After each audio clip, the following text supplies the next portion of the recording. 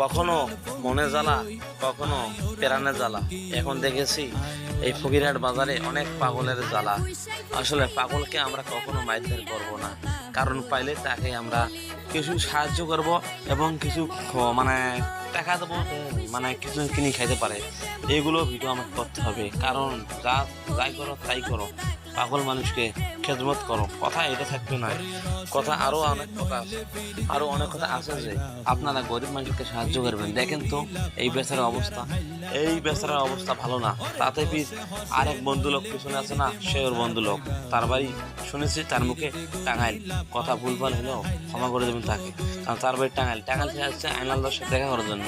সে কিন্তু পাগল লোক, অনেক অসহায় গরিব লোক, তার বউ বাচ্চা আছে এবং থাকেও নেই, অনেক কষ্ট হয়ে আছে।